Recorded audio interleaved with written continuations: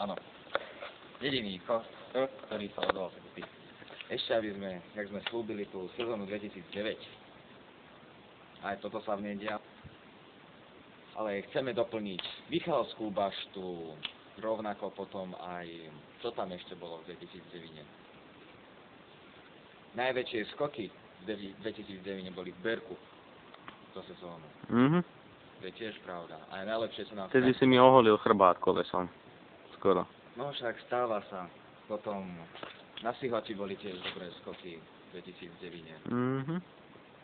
Proste sezóna 2009 síce bola prvá u Lowridera, ale vydarila sa z týchto dvoch sezón najviac. Nedá sa to momentálne porovnávať. To konštatuješ ty dlhoročnej skúsenosti. Presne. Teraz akurát idem hovoriť, že nedá sa to porovnávať z toho dôvodu, že boli len dve.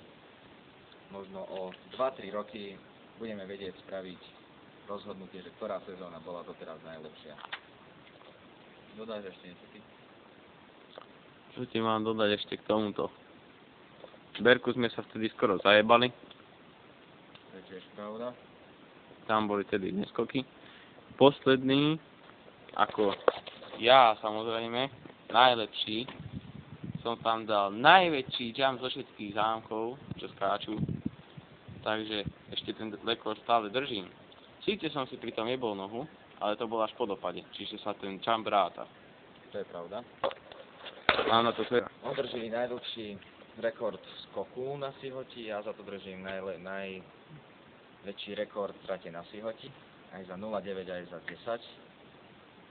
Akože 2009-2010, aby ste to pochopili, aj ty, Harna. Ja to chápem, ale sa na teba pozerám ako kokot, že prečo to vysvetľuješ? A nemôžem. Však môžeš. Vedia, že zámčania nemajú na nás dvoch. Neviem, či do skupiny budeme rátať aj Vargu, policajta. Môžeme ho rátať, lebo Varga nám spravil jednu dobrú vec. Zabavil nás na Sihoti a taktiež aj tento rok. Bol ticho celý čas. Bol ticho celý čas a na Gáborke dal bunny hop z Healy, takže dá sa no. Takže 2009 sezóna bola ukončená už dávno, ale vrátili sme sa k nej až po roku. Naďalej Svapo Production. Čo dodať? Aj Harna Pictures.